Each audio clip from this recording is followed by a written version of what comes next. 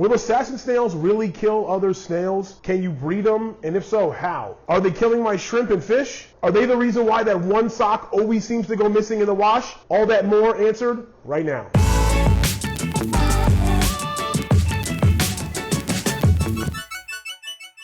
I've been keeping and breeding assassin snails for a little over a year now, and they quickly become one of my favorite snails for a few different reasons. I've learned a lot about them, and I want to share that with you guys today. First things first, they have a really cool shell shape. If you're familiar with the Malaysian trumpet snail, it's similar to that cone shape, but it's a little fatter, and it's got this really cool black and gold spiral along the whole thing.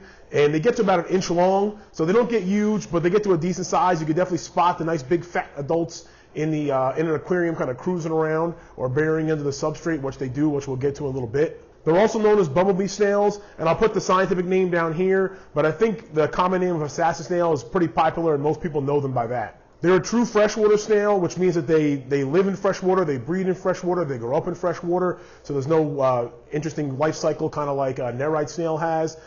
They're also native to Malaysia, Indonesia, and Thailand. So they really enjoy those tropical temperatures. I typically keep mine around 75 to 80, although I've had them in a tank that dipped into the high 60s, and they were fine. Although in doing some research and looking up, apparently they can stop breeding when it gets that cool, but I didn't seem to have any die-off. Like I said, in my tank got into the high 60s. Just like most snails, they're going to like that harder water because they love that calcium for their shell. They're going to do better in a higher pH. You don't need something like way in the high 7s, although they probably do better in that. I am lucky because I have hard water, so snails just, by default do better in my water here. I can't say for sure because I'm not exactly sure where you're at in the country or even the world, but they're available in most local fish stores and even big box stores. They usually run about $2 to $3, so you can find them out there. If you're looking to control a pest snail population like ram's horn snails or Malaysian trumpet snails, I do recommend them. I'll talk about it a little more later in the video, but all you're really going to need is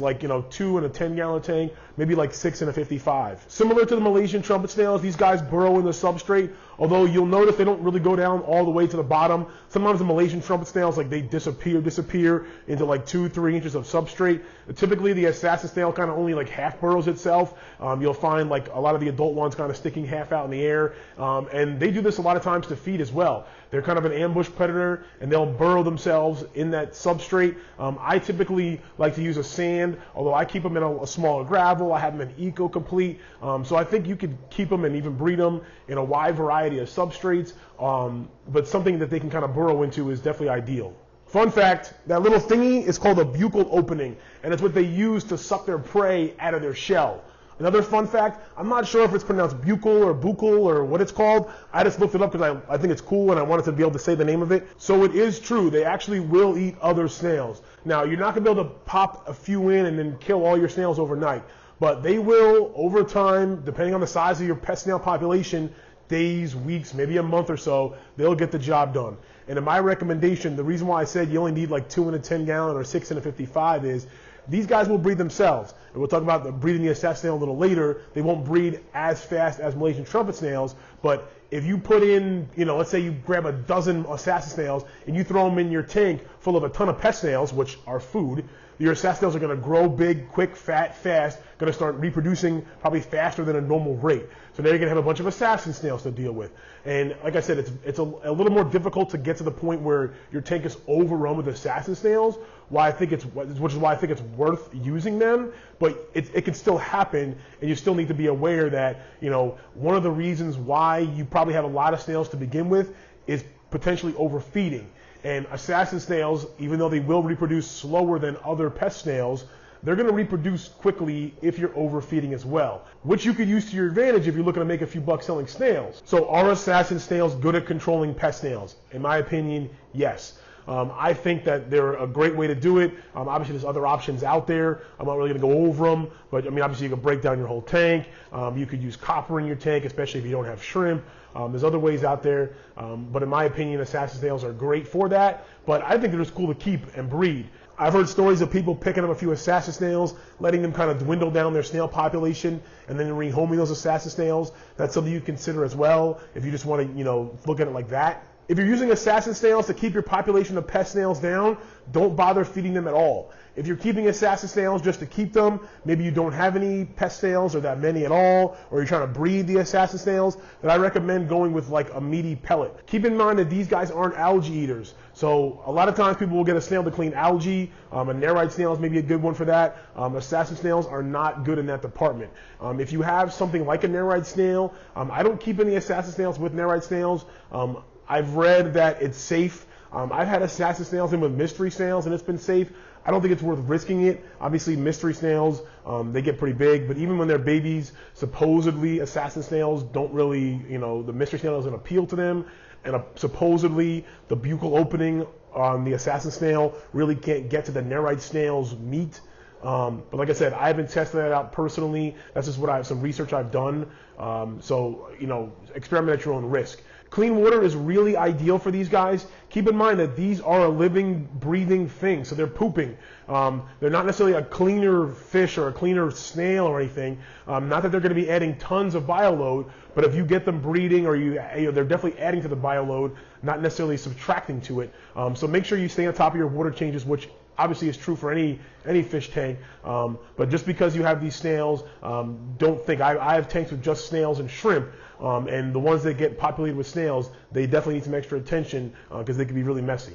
They shouldn't prey on other assassin snails, but like I said, if you got a bunch of them and there's no other food, then I'm sure they'll result to that. But typically, they're not going to go for other assassin snails first. So if you're raising up a colony, you shouldn't be worried about self-predation. What about other tank mates such as shrimp and fish? First off, they're not going to get to your fish.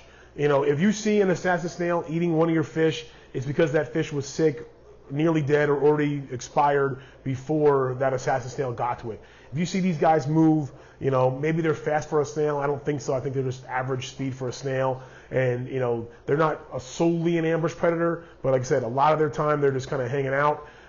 So, any kind of fish, maybe a sleeping fish. I'm not saying it can't happen, but your assassin snail isn't the reason why your school of tetras, disappeared over the last week. Even though the assassin snail was eating them, I just don't believe that. I personally haven't seen it. I could believe it happening, but I don't think there's a mass epidemic out there of assassin snails taking down fish. And same thing with shrimp. Believe it or not, I keep a lot of assassin snails. Pretty much all my shrimp tanks have assassin snails, and they breed well alongside the shrimp. And what I've noticed is when the assassin snails, or any species of snails for that matter, whether it's assassin snails, ram's horn snails, Malaysian trumpet snails, when that population gets crazy, then the shrimp kind of get cut off. And I don't think it's because those snails are eating the shrimp. I think it's because it's a food resource thing. Now, once again, can an assassin snail track down a shrimp? Sure, especially a shrimplet. Unsuspecting shrimplet, walks by an assassin snail already chilling, waiting to pounce on him. Can it take it down? I'm sure it's happened. Is it the reason why half of your shrimp population just, went kaput? Or maybe your shrimp just stopped breeding? I don't think so. But that's just my experience. Like I said, I've bred them both alongside each other with no ill effects. As far as fish compatibility, you want to be careful of like larger fish and cichlids. Obviously, they're probably going to be wanting to eat the snail. But in terms of other peaceful community fish, they're going to be totally fine with the assassin snail. If you're interested in making a few bucks, maybe some trade-in with a local fish store, maybe get into some online shipping, an assassin snail is definitely something you could breed and sell as well. You're not going to become rich overnight. Like I said, in the stores they're $2-3. So you're gonna, be selling them for $1, $2 maybe, depending on if you're selling them, to a wholesale, to a store, or to a customer. I'm not gonna go into that. I have other videos you can check them out on, selling stuff and different, things like Craigslist. Reddit AquaSwap is where I've sold some assassin snails. They can ship pretty easily. You can click in the links in the description on my shipping video. They ship easily in a paper towel. There's really nothing special to it. You want to make sure you have some nice warm water. You want to make sure you have some adults, so they should be, about 1 inch long or close to 1 inch. Usually it takes about 6 months to get to that large. You want to make sure that, they have the clean water, it's a good established tank. There's a nice hard spot for them to lay the eggs on, but they'll pretty much find anywhere. And you just want to make sure there's not enough, not too boisterous of a tank. But like I said, there's really nothing too special in order to get these guys going. Assassin snails are male or female, so you're going to need one of each sex in order to breed them. They're pretty much impossible to determine the sex of. I've never really attempted it. You could look up and do some research. I did a little bit into it, and everything I pretty much read said, it's not even worth it, or it's hard to tell. There's no real way to do it. My recommendation, which is what I did, was make sure you get a decent amount of them. I'd say 6 to 10. And you should end up with at least one male and a female. Make sure they get, to that, close to an inch size. Give it some time. Eventually you'll notice 2 of them kind of crawling around, making out together. That's a good sign. They love to lay their eggs on surfaces, pretty much, on driftwood, on sponge filters. In my one tank, they love to lay them on the moss balls. And they look like little egg sacs, almost like, have you ever seen like a kind of a shark hatching inside of an egg? It almost looks like you can see like that dot inside of a clear kind of sac. And like I said, they lay a good amount. It's hard for me to tell, my experience, how many eggs each female lays. But I'd say it's definitely like in the dozens per single female, based on what I've noticed.